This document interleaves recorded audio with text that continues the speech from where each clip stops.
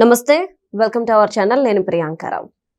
కేసీఆర్ రీసెంట్గా చేసిన వ్యాఖ్యలు ఏవైతే ఉన్నాయో, ఇప్పుడు వైసీపీ హయాంలో కూడా ఈ తెలంగాణ ప్రభుత్వానికి సంబంధించి కేసీఆర్ గారిని పొగుడుతూ అసెంబ్లీలో జగన్మోహన్ రెడ్డి గారు వ్యాఖ్యానించడం కూడా అందరికీ తెలుసు. మరి ఈ నేపథ్యంలో ఇప్పుడు లేవనెత్తుతున్న ప్రశ్న ఏంటి అంటే, కేసీఆర్ రీసెంట్గా చేసిన వ్యాఖ్యల వల్ల వైసీపీని ముంచారా, లేదంటే గనక పైకి లేపే ప్రయత్నం చేశారా అనే అనుమానాలు వ్యక్తమవుతున్నాయి. అసలు కేసీఆర్ ఉద్దేశం ఏంటి అనేది తెలుసుకుందాం. మనతో మాట్లాడడానికి ప్రముఖ పొలిటికల్ అనలిస్ట్ అప్పసాని రాజేష్ గారు ఉన్నారు. ఆయన అడిగి తెలుసుకుందాం. నమస్కారం సార్. నమస్కారం సార్. అంటే గత కొద్ది రోజులుగా అందరికీ తెలిసిన విషయం ఏంటంటే, జగన్మోహన్ రెడ్డి గారు కేసీఆర్ ఇద్దరు ప్రాణ స్నేహితులు అని చెప్పేసి, ఏం చేసినా ఇద్దరికి కలిసి వచ్చేదే చేస్తారని రీసెంట్ గా కేసీఆర్ గారు కొన్ని వ్యాఖ్యలు చేశారు ఏపీ రాష్ట్రం మీద. దీన్ని బేస్ చేసుకుంటూ సోషల్ మీడియాలో గతంలో జగన్మోహన్ రెడ్డి గారు అన్న మాటల్ని బాగా తిప్పుతున్నారు. అంటే ఇప్పుడు అర్థం కాని విషయం ఏంటంటే, ఇప్పుడు కేసీఆర్ గారు వైసీపీని లేపే ప్రయత్నం చేశారా, లేదంటే ముంచేసే ప్రయత్నం చేశారా? అంటే కేసీఆర్ గారు మొదటి నుంచి కూడా తాను పాలకుడిగా కొనసాగిన సందర్భంలో కూడా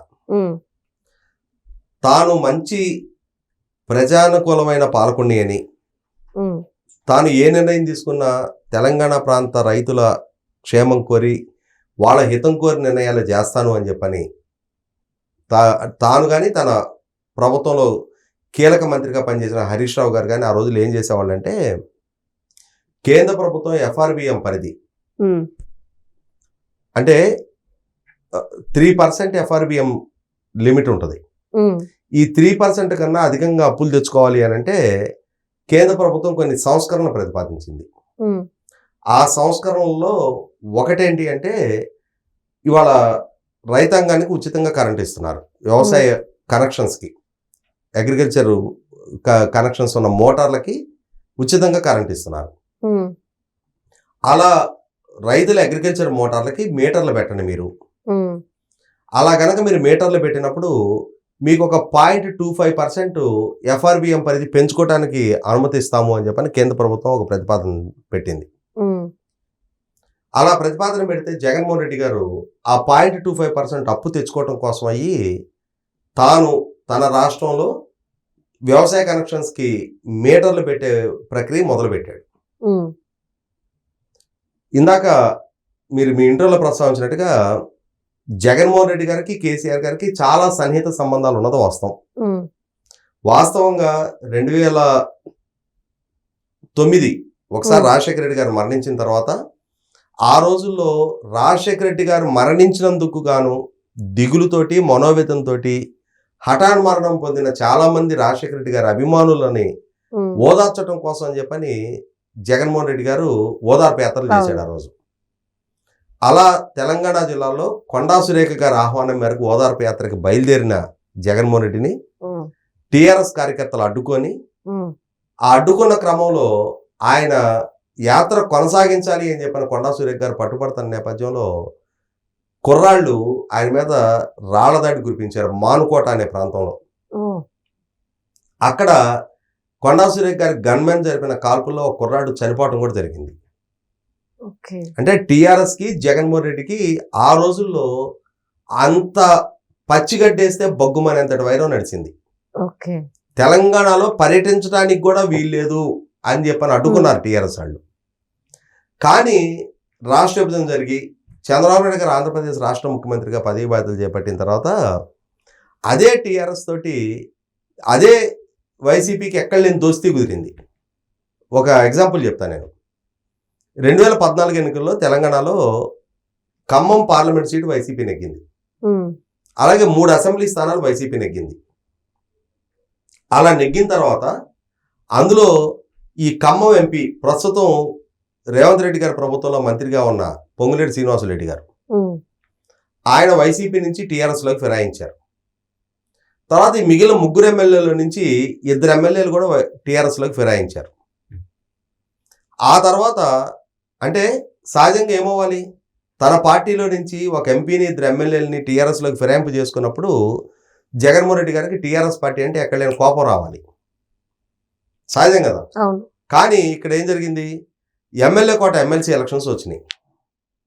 అలా వచ్చిన సందర్భంలో ఈ మిగిలిన ఇంకొక ఎమ్మెల్యే ఉన్నాడు కదా, ఈయన చేత కూడా టీఆర్ఎస్ అభ్యర్థిగా మద్దతు ప్రకటింపజేశాడు జగన్మోహన్ రెడ్డి. విలేకరులు అడిగారు ఆయన్ని, సార్ ఆయన మీ పార్టీ నుంచి ఎంపీని 2 ఎమ్మెల్యేలని ఆయన పార్టీలో చేర్చుకున్నాడు, మీరు ఈ మిగిలిన ఎమ్మెల్యేతో కూడా ఆయనకే మద్దతు ఇస్తున్నారంటే మీకేమి నొప్పి అని అడిగాడు విలేకరులు. ఆయన అవును జగన్మోహన్ రెడ్డి గారు, అవును. నాకేమి నొప్పి లేదయా, నా పార్టీ వాళ్ళందరినీ ఆయన లాక్కున్నా కూడా నాకు సంతోషమే, మీకేమి నొప్పి అని విలేకరులను అడిగాడు. అంతటి అవినాభావ సంబంధం. అంటే ఒక సామెత ఉండేది వెనక గ్రామాల్లో, ఉంగరాల చేత్తో మొట్టినా మెత్తగానే ఉంటుంది అని చెప్పని కేసీఆర్ గారు ఈయన పార్టీని తెలంగాణ ప్రాంతం నుంచి లేకుండా తుడిచిపెట్టేసినా కూడా జగన్మోహన్ రెడ్డి గారికి కేసీఆర్ గారిని చూస్తే ఎక్కడ లేని భక్తిభావం పొంగుకొచ్చేది. ఎందుకంటే అటు కేసీఆర్ గారికి ఇటు జగన్మోహన్ రెడ్డికి ఇరువురికి కూడా చంద్రబాబు నాయుడు గారు రాజకీయ ప్రత్యర్థిగా కామన్ ఎజెండా వీళ్ళిద్దరిని దగ్గర చేసింది. ఈ క్రమంలో మరి 2019 ఎన్నికలకు ముందు కేసీఆర్ గారు జగన్మోహన్ రెడ్డి గారికి మద్దతుగా ఆంధ్ర రాష్ట్ర రాజకీయాల్లో ఎటువంటి పాత్ర పోషించింది మనందరం చూసాం. శ్రీనివాస్ యాదవ్ గారు లాంటి వాళ్ళందరూ ఆంధ్ర ప్రాంతానికి వచ్చి జగన్మోహన్ రెడ్డి గారికి మద్దతుగా ప్రచారం చేయటం, వనరుల పరంగా అన్ని సహాయ సహకారాలు కేసీఆర్ గారి వైపు నుంచి జగన్మోహన్ రెడ్డి గారికి అందినాయి. ఆ ఎన్నికల్లో జగన్మోహన్ రెడ్డి గారు గెలిచి తీరతారు అని చెప్పని కేసీఆర్ గారు ఆకాంక్షించినట్టుగానే ఎన్నికల్లో జగన్మోహన్ రెడ్డి గారు నెగ్గారు. ఆ తర్వాత కూడా జగన్మోహన్ రెడ్డి గారు కేసీఆర్ గారి మధ్య అదే అవినాభావ సంబంధం కొనసాగింది.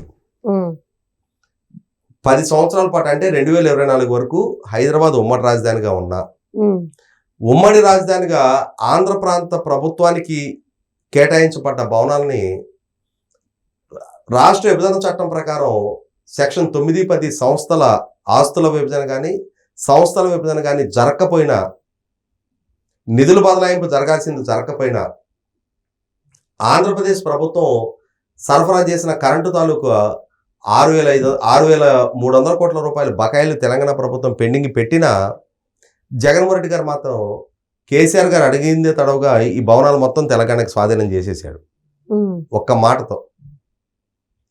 ఆ తర్వాత కేసీఆర్ గారు జగన్మోహన్ రెడ్డి గారు ఇంకొకసారి కూర్చున్నారు. అలా కూర్చున్నప్పుడు కేసీఆర్ గారు జగన్మోహన్ రెడ్డి గారు కలిపి పెట్టిన ప్రెస్ మీట్లో ఒక గొప్ప ప్రతిపాదన తీసుకొచ్చారు కేసీఆర్ గారు. నదులు లేవు, బేసిన్లు లేవు, ఎక్కడ నీళ్లు ఎక్కువ ఉంటే అక్కడ నీళ్లు తీసుకోవాలి, ఎక్కడ నీళ్లు తక్కువ ఉంటే అక్కడ నీళ్లు పంపించుకోవాలి. గోదావరిలో నీళ్లు పుష్కలంగా ఉన్నాయి, రాయలసీమలో నీటి కొరత ఉంది, కాబట్టి పోలవరం డ్యామ్ నుంచి నీళ్ళని తెలంగాణ భూభాగంలో కూడా శ్రీశైలం రిజర్వాయర్కి తరలించుకెళ్ళి అక్కడి నుంచి రాయలసీమ ప్రాంతానికి నీళ్లు పంపిణీ చేసుకుని నదులో, అంటే మనం ఈ బేసిన్లనే ఈ కట్టుబాట్లని దాటి బోల్డ్గా ఆలోచించాలి అని చెప్పని కేసీఆర్ గారు చాలా గొప్ప ప్రకటన చేశారు అప్పట్లో జగన్మోహన్ రెడ్డి గారి సమక్షంలో. అయితే చంద్రబాబు నాయుడు గారు దానికి ఆక్షేపం తెలియజేశారు. పోలవరం ప్రాజెక్టు నుంచి శ్రీశైలం రిజర్వాయర్కి నీళ్లు తీసుకెళ్ళడానికి తెలంగాణ భూభాగంలో కూడా అవసరం లేదు, ఆంధ్ర ప్రాంతంలో కూడా తీసుకెళ్లొచ్చు, మీరు తెలంగాణ ప్రాంతంలో కూడా కనుక తీసుకెళ్తే రేపు రోజున నీటి యుద్ధాలకి కారణం అవుతాయి అని చెప్పని, కళ్ళ ముందు నీళ్లు పారుతా ఉన్నప్పుడు తెలంగాణ రైతులు వాటిని తోడుకోవాలని చెప్పని చూస్తారు, అది మా నీళ్లు అని చెప్పని మీరు అడ్డుకోపోయినా వాళ్ళ కళ్ళ ముందు ఉన్న నీళ్ళని మాయి కాదు అని అంటే వాళ్ళు కూడా ఒప్పుకోరు, అది రేపు రోజున ఇబ్బందికర పరిస్థితులకు దారి తీస్తాయని చెప్పని చెప్తే జగన్మోహన్ రెడ్డి ఆంధ్రప్రదేశ్ రాష్ట్ర అసెంబ్లీలో కేసీఆర్ గారు తన భూభాగంలో కంటే నీళ్లు తరలించుకెళ్ళమని చెప్పని ఆయన మ్యాగ్నానిమిటీ చాటుకుంటే ఈ చంద్రబాబు సంకుచితంగా ఆలోచిస్తున్నాడని చెప్పని కామెంట్లు చేశాడు. మరి అంతటి అవినాభావ సంబంధం ఉంది. ఇంకొక అడుగు ముందుకేసి జగన్మోహన్ రెడ్డి ఇంకొక చాలా గొప్ప మేలు కూడా చేశాడు ఆంధ్రప్రదేశ్ రాష్ట్రానికి. కేసీఆర్ గారు జగన్మోహన్ రెడ్డి ఇరువురు కలిసి కేంద్ర జలశక్తి శాఖ మంత్రి దగ్గర ఒక ఎపెక్స్ కౌన్సిల్ మీటింగ్ జరిగింది. ఆ మీటింగ్ జరిగినప్పుడు కేసీఆర్ గారు కృష్ణానది జలాల పంపకం ఇవాళ అమలు జరుగుతూ ఉన్న 811 టీఎంసీల్లో 512 టీఎంసీల కేటాయింపు ఆంధ్ర ప్రాంతానికి, 299 టీఎంసీల కేటాయింపు తెలంగాణ ప్రాంతానికి ఉన్న కేటాయింపు మాకు ఆమోదయోగ్యం కాదు, ఇరు రాష్ట్రాల మధ్య సమాన ప్రాతిపదిక మీద, అంటే చెరొక 400-500 టీఎంసీల ప్రాతిపదిక మీద పంపిణీ జరగాలి అని చెప్పని ఆయన డిమాండ్ లేవనెత్తితే ఆ డిమాండ్ ఆ సమావేశపు మినిట్స్ లో ఎంటర్ చేస్తుంటే దానికి అభ్యంతరం గాని నిరసన గాని డిసెంట్ గాని తెలియజేయని ముఖ్యమంత్రి జగన్మోహన్ రెడ్డి. దాంతో కేంద్ర ప్రభుత్వం కేసీఆర్ గారి డిమాండ్ ని పరిగణలోకి తీసుకుంటూ ఇప్పుడున్న బ్రిజేష్ కుమార్ ట్రిబ్యునల్ ని దీని మీద పునఃపరిశీలించి నిర్ణయం తీసుకోమని చెప్పని ఉత్తర్వులు ఇస్తూ నోటిఫై చేసింది. అంటే దాని పర్యవసానం ఏంటి? 512 టీఎంసీలు ఉన్న కేటాయింపు 405.5 టీఎంసీలకు కనుక రేపటి రోజున కుదింపబడితే 106.5 టీఎంసీల నష్టం ఆంధ్ర ప్రాంతానికి ఎదురవుతుంది. ముఖ్యంగా దుర్భిక్ష రాయలసీమ ప్రాంతం తీవ్రంగా నష్టపోవడానికి ఆస్కారం ఉంది.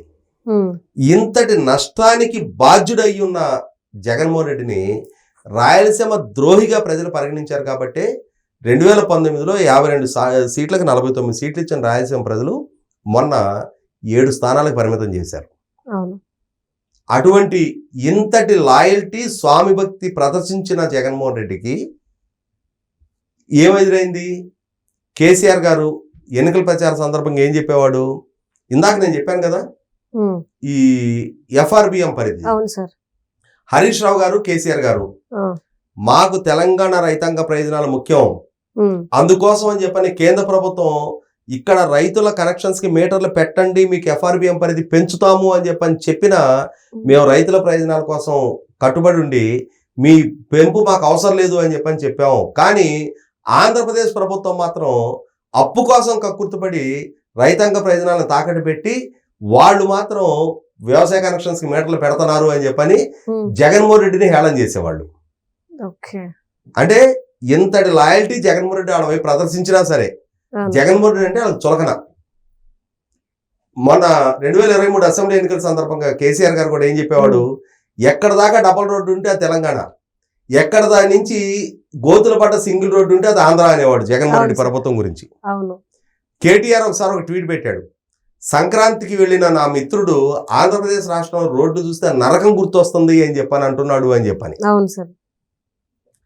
కేసీఆర్ గారు ఇంకొక స్టేట్మెంట్ ఇచ్చేవాడు, ఎక్కడ దాకా వెలుగులుంటే అది తెలంగాణ, ఎక్కడి నుంచి చీకట్లు బిగినైతే అది ఆంధ్ర అని చెప్పని. అంటే జగన్మోహన్ రెడ్డిని ఒక అసమర్థ పాలకుడిగా చూపిస్తూ తమ పాలనకు ఎలివేషన్ ఇచ్చుకుంటూ వచ్చేవాళ్ళు కేసీఆర్ గారు, కేటీఆర్ గారు, హరీష్ రావు గారు. ఎక్కడ జగన్మోహన్ రెడ్డికి వాళ్ళు కనీసం మాత్రము మా సమాన స్థాయి ముఖ్యమంత్రిని కానీ మా సమాన స్థాయి రాజకీయ పక్షాన్ని కానీ వాళ్ళు పరిగణించాల.